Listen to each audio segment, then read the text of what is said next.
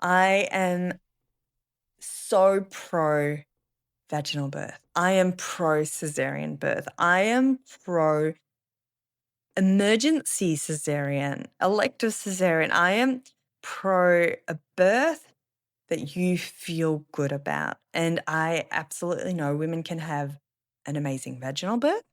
Women can have a really positive emergency cesarean birth situation, and women can have a really positive elective cesarean situation. And the reason I say that is 100% would, if I was talking to myself back before I was pregnant first time, I would say to myself, if birth isn't progressing the way you hoped, if you're looking like you're going to be having a long pushing phase that takes over 3 hours, or if it's looking like birth is struggling and you're going to need a lot of interventions, then Catherine, emergency cesarean might be the perfect thing for your situation. I still think there's a lot of guilt attached to cesareans and emergency cesareans, and sometimes they can really help support mum's recovery, especially her pelvic floor recovery too. Welcome to the Pregnancy, Birth and Recovery podcast, the place where you learn how to prepare your body for birth and recover well afterwards. I am Kath Bequee. I'm a pelvic floor physiotherapist, mum of 3, and founder of Fitness Mama. Each week, I share practical, evidence-based tips to help you feel strong in your body, confident and supported, whether or not you're pregnant, preparing for birth, or navigating life and recovery after having a baby. From pelvic floor and core rehab to birth preparation to returning to exercise safely and boosting your postpartum recovery, this podcast is your guide to a healthier, more empowered and stronger pregnancy and postpartum recovery journey. So let's dive in. Hello, welcome back. It has been a long break. I apologize, but it's so good to be back here. Today, I'm discussing ways that I would support my pelvic floor, ways that I would help to reduce my pelvic floor trauma if I was pregnant again for the first time. So I'm discussing what I would do if, with all my current knowledge and experience, after having had 3 babies myself, after having worked with countless women as a pelvic floor physio, if I could rewind the clock back 14, 15 years, back to when I was first pregnant with my first baby, what would I do to really help support my body, to support my pelvic floor so that I had an amazing birth experience and recovery? So if this interests you, if you want to have the best possible pregnancy, birth, and recovery experience, if you're really keen to help reduce your risk of pelvic floor concerns with birth, then I'll listen up, because I think you'll hopefully get a lot out of this episode today. I do want to just start off though by just putting it straight out there that what I would do in my own body isn't necessarily what you should do. Like, we are all different. We all have different bodies, situations, beliefs. Like, everyone's beliefs are different. And I'm just sharing my experience and my belief and information based on my body as I know it today. So please do speak to your healthcare provider about your own situation. The reason I'm sharing this today, I don't often share information about, I guess, myself and my situation, is because it's not about me, and I like to talk about, I like to talk about knowledge and education and evidence as we've got it today, and I like to speak to expert speakers. But if you've been listening to these podcasts for a while, you'll probably know I don't talk about myself and my journey much. But the reason I'm speaking today is because I have been asked about it a lot lately, and I thought it might be valuable for some of you to hear my thoughts. But as I said, please, it's just my thoughts, and it doesn't mean it should be your thoughts and your beliefs. So let's get into it. Um, I am speaking with the benefit of hindsight. I have had 3 vaginal births. Things were different back in my day. I know I sound old saying this, but there were no podcasts, there was no social media, there weren't many birth prep classes available at the time. Most of the birth prep sessions were through the hospital. It was a bit it was uninspired, my hospital session, I have to say. There was less research as well into perineal massage. We had less research discussing like pelvic floor recovery post birth. So even though I was a physiotherapist working in women's health, I hadn't this information evidence just wasn't there. But 2, I hadn't actually done my postgrad certificate at that stage. I did that after my bubs, when I really started to specialise in the pelvic floor rehab. 13 years ago now. But let's get into it. So the first thing that I would be aware of if I was pregnant for the first time, and if I was perhaps thinking about my birth choice or birth options, did I want to do vaginal birth, cesarean birth, what type of birth was I hoping for, I would consider my age. We know the younger we are, the better things are in terms of postnatal recovery. It's not to say if we are of a certain age, then we shouldn't have a vaginal birth, for example. It's just, I wish it was so black and white, but there's no black and whites in pregnancy. There's a lot of grey.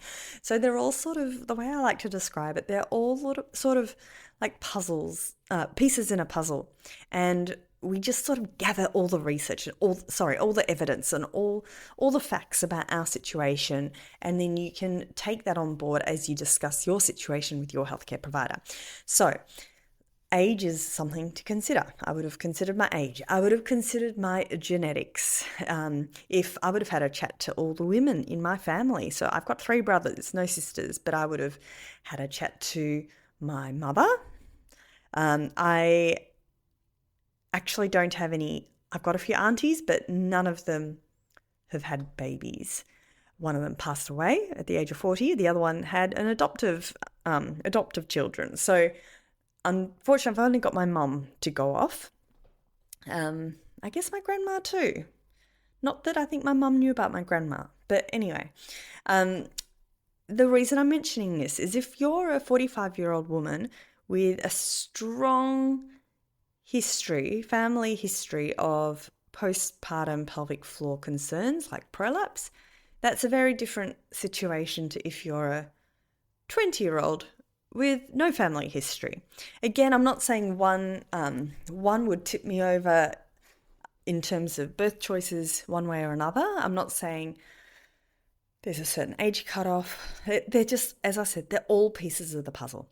Okay, the next thing I would absolutely do to find out more information about my situation and to help gather that data, as I was talking about, to help me have an informed discussion with my healthcare team, is I would have had a pelvic floor assessment during pregnancy. I didn't do this.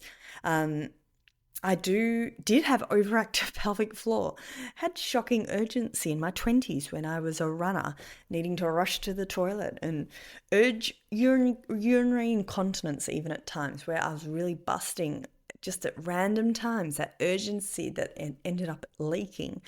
And I had overactive pelvic floor, but again, I wasn't specializing in pelvic floor, and I almost feel really silly saying this, but I had seen a pelvic floor physio in my 20s. I knew I had overactive pelvic floor, but still, again, the research, or perhaps it was my knowledge back 14, 15 years ago when I was pregnant, it didn't translate into me thinking, oh, I wonder if this overactive pelvic floor will impact my birth.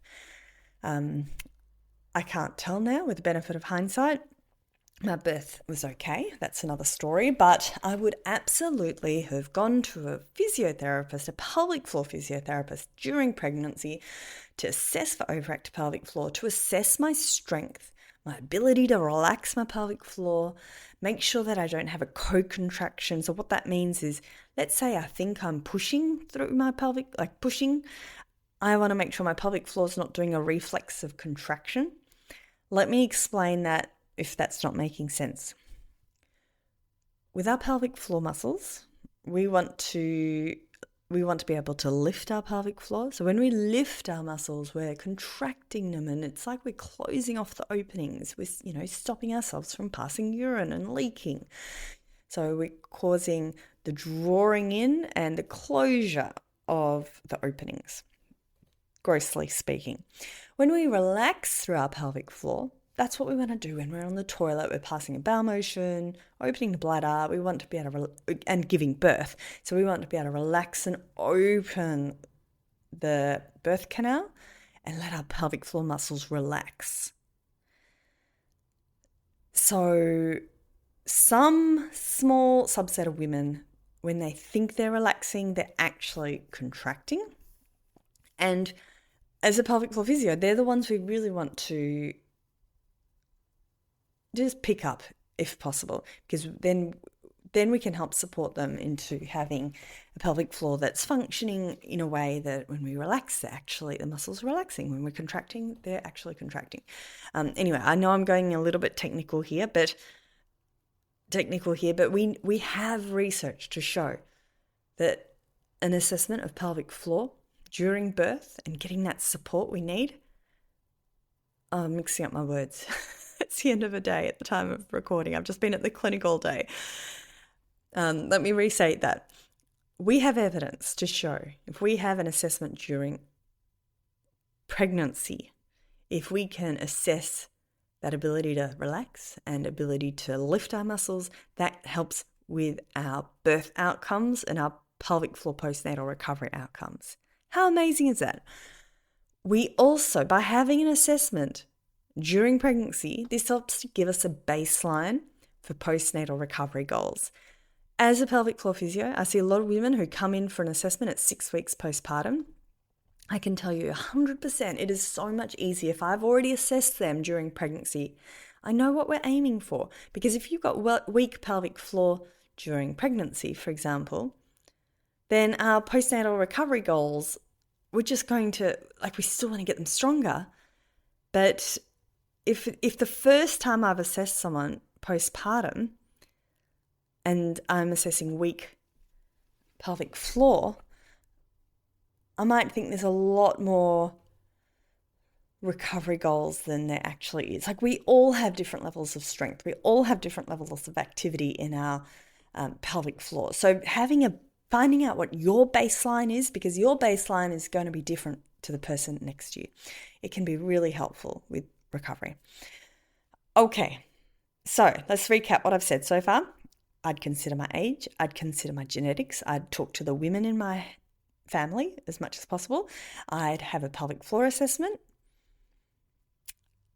And I would take that information. With a pelvic floor assessment, I do just want to say, as a pelvic floor physio, there's other things as a physio we assess to determine, your risk profile. I don't like using the word risk.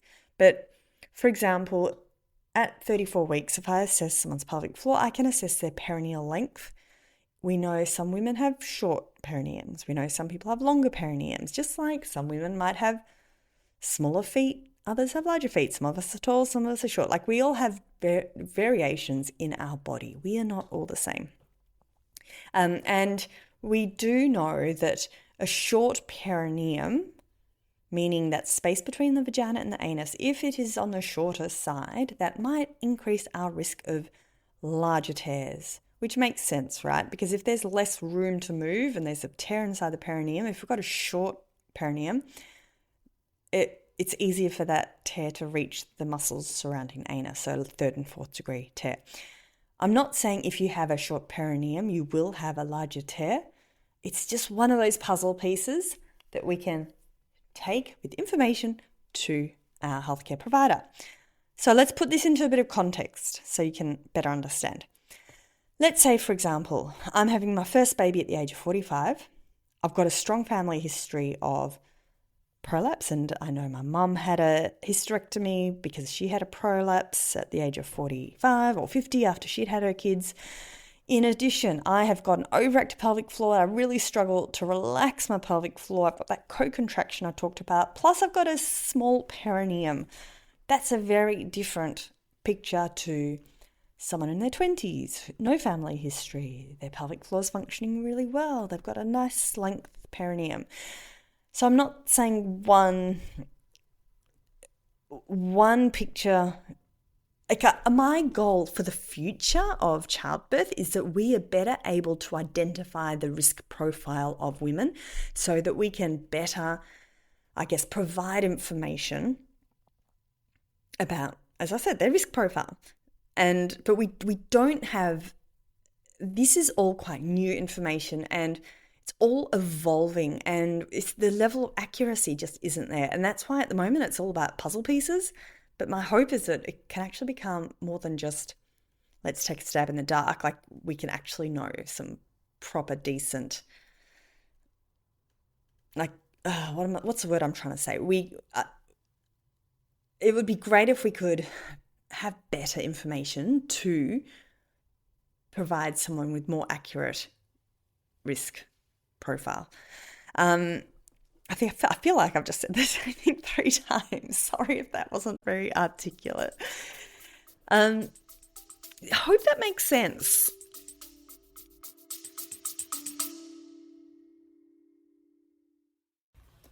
If you want to really support your recovery after birth and feel strong again, Fitness Mama is for you.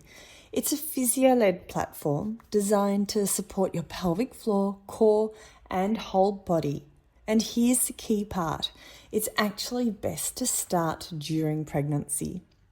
Inside Fitness Mama, you'll find pregnancy-safe workouts, pelvic girdle pain support, and guidance that sets you up for a smoother postpartum recovery without guesswork. You can try it free for 7 days. No pressure, no obligation. Head to fitnessmama.com to start your free trial.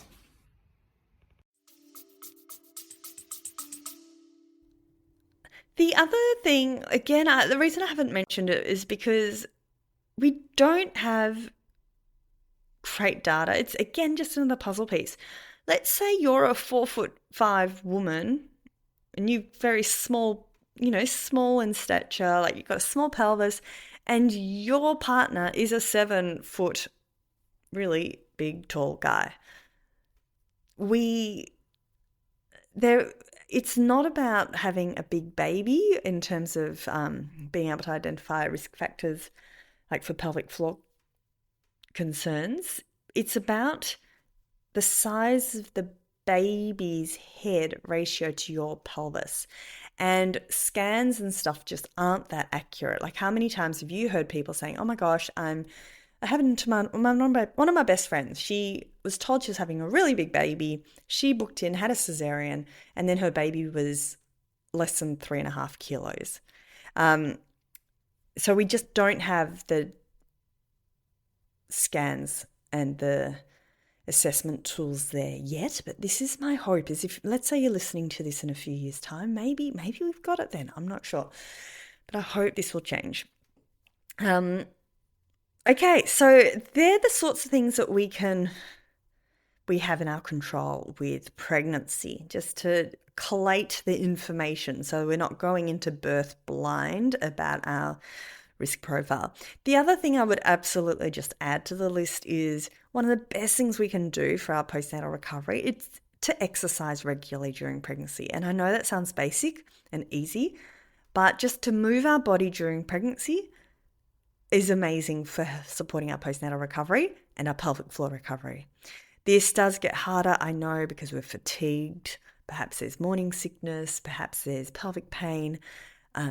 This is one of the reasons I developed my app, Fitness Mama, because it has got the pelvic girdle pain-friendly workouts. I suffered this hugely in my second pregnancy, and I found I couldn't do my normal exercise routine. I couldn't go for my normal walks, and I just had to do 15, 20 minutes here and there at home, in the comfort of my home, without causing, workouts that I knew wouldn't cause extra pain. And so that's why I developed Fitness Mama, was to provide that convenience, ease of exercise that you could do really confidently, even if you're nauseous, time poor, in pain, because it's got those physio-created workouts. Okay, I would then also, to add to the list, this is further down the line. So I'm now about 34 weeks pregnant. I would check with my doctor that I was okay. The pregnancy was progressing well. I would do a pelvic, and I would learn and understand and complete perineal massage. We've got some really good quality data and research to show it's helpful in reducing third and fourth degree perineal tears and episiotomy in first time parents. This research just wasn't there for my bubs, my first bubs. I didn't do it. It's one of those things with the benefit of hindsight. I'd absolutely do it. I think that's it.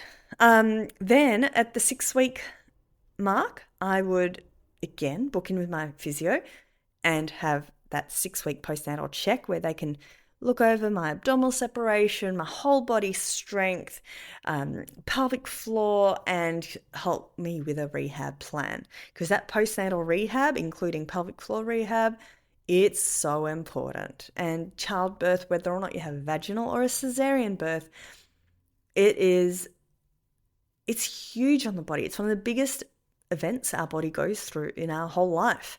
And I really do think all women deserve rehab. We've invested so much into producing our beautiful baby, and post-birth, hopefully we can invest back in our body. Like, it's just like absolute bare minimum. Let's do that, ladies, because before we know it, we're pregnant with a second baby, maybe we're pregnant with a third baby, then menopause is on the doorstep. Like, it's just one thing after another, and it can be a bit harder to regain our strength after each subsequent pregnancy. We're that little bit older, we're that little bit more tired, we're that little bit more time poor. So 100% trying to invest in your postnatal rehab. Just quickly, what wouldn't I do?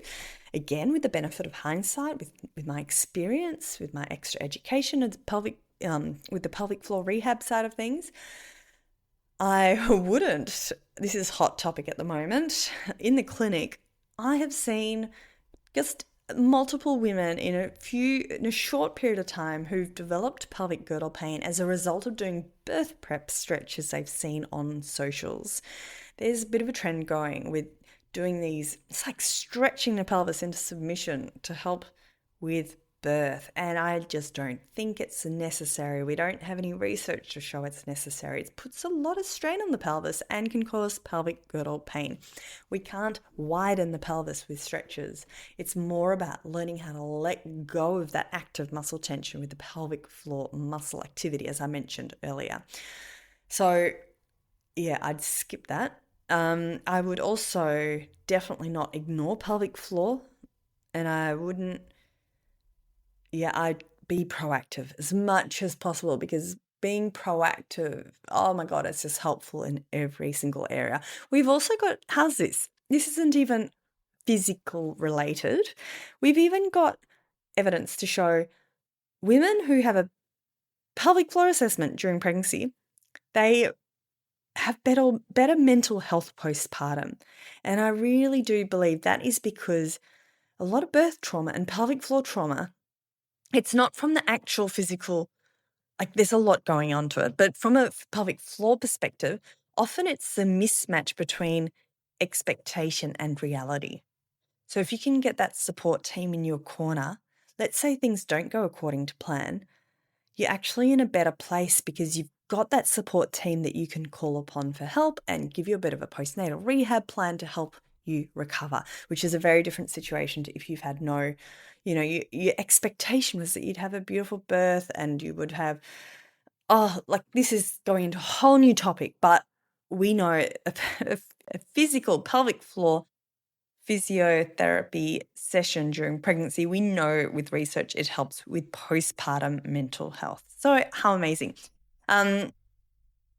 What I wish I would have changed, just really quickly, I know this is about me, but not about you, so please take it or leave it. I didn't do perineal massage, as I said. I also didn't learn about birth. I just did the hospital one. When I got to actual birth, birth was fine. And then I reached transition and I totally freaked out, as we all do. But I didn't know what transition was. I look, I think it would have helped a lot to have just learnt about the actual birth process. Um, and, there's no regrets, but I do wish I had done a hypnobirthing course or some sort of birth course where I'd learnt about the physiology of birth more. I would have also I was very open to an epidural personally. Recently, we found that the epidurals can be a little bit protective of pelvic floor, which is exciting. It is early research. It's not amazing quality or size research, but in my mind, it makes sense because if we are in pain and if we're freaking out, like what I did, we tend to tense up and our muscles tense up. And whereas if we've got an epidural and we can relax, then the pelvic floor muscles will relax too and not impede the process. I have discussed the effects of epidural in recent episodes with obstetricians. So I won't repeat it, but if you want to dive into the conversation more with the doctors, I know it's a little bit out of my scope, but personally, I would have definitely gone down that epidural route. The reason it just was a little bit too quick for me and I really didn't have time. By the time I wanted it, it was too late for the first and second, and then I had it for my third, and it was such a different experience, a whole birth. Anyway, what else? I've just got I've got a tiny little list. Oh yes, this one's a big one. What I wish I would have changed, it's that first 6 weeks postpartum with my first baby. Also, again, I'm a bit embarrassed to admit this, but I didn't give my pelvic floor much attention. I thought because I'd been a bit fit, strong, and active during pregnancy, I really did. And, I theoretically had a textbook birth. The way I felt after birth was a different story, but my doctors said it was a great birth and didn't have much. I just had a few stitches. It wasn't a big tear. But I just sort of thought my pelvic floor would bounce back and recover, and I thought I'd have no concerns, and I didn't. I I didn't actively support my recovery. I just sort of thought my pelvic floor would recover. So what that means is that I did too much too soon. I went for longer walks than I should have. I really didn't honor that 6-week phase, which I'll talk about more in future episodes. Because there's so much we can do in that first 6 weeks to really support our recovery. And that's a whole other podcast episode. So stay tuned for that. But I did too much too soon. And as a result, developed some prolapse symptoms, which were luckily short lasting. But boy, yeah, that wasn't a great situation. And I just felt a lot of it was very preventable.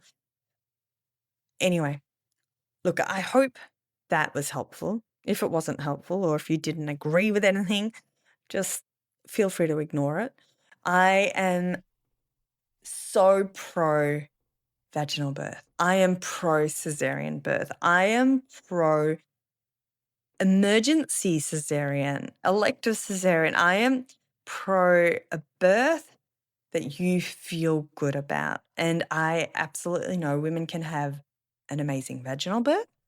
Women can have a really positive emergency cesarean birth situation, and women can have a really positive elective cesarean situation. And the reason I say that is 100% if I was talking to myself back before I was pregnant first time, I would say to myself, if birth isn't progressing the way you hoped, if you're looking like you're going to be having a long pushing phase that takes over 3 hours, or if it's looking like birth is struggling and you're going to need a lot of interventions, then Catherine,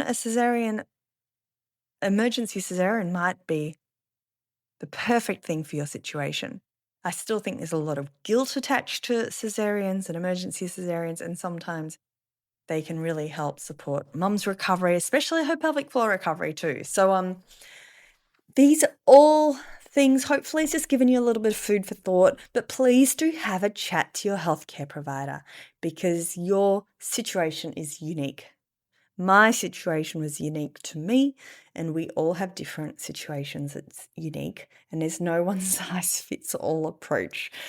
Um, Thank you so much for joining. I apologize, it's been a while since my last episode. I will be jumping on absolutely more regularly in the coming months. Thank you for being with me. If you need support, if you're in Melbourne, I'm based at Hatched House, consulting at Hatched House, a beautiful clinic in Hawthorne, Melbourne. If you need support online and you need support exercising, maybe you've got pelvic girdle pain, maybe you've got nauseousness or you're time poor and you just can't get to the gym like you used to, then come and join my app for a free 7-day trial. It's fitnessmama.com. That's it, ladies. Have a fabulous day. We'll chat to you soon. Thanks for listening to the Pregnancy, Birth and Recovery podcast brought to you by Fitness Mama, your app for home-based, physio-led pregnancy and postnatal workouts. If you found this episode helpful, please tap follow, leave a quick review and share it to your stories. Tag at kathbequee.physio. I'd love to connect and cheer you on. And don't forget to check out the free trial at fitnessmama.com/free to start feeling confident, strong, and supported today. Until next time, remember, a strong body, a confident birth, and empowered recovery is something you deserve. This podcast is for informational purposes only and is not a substitute for individual medical advice, diagnosis, or treatment. Please consult your healthcare provider for your personalised guidance.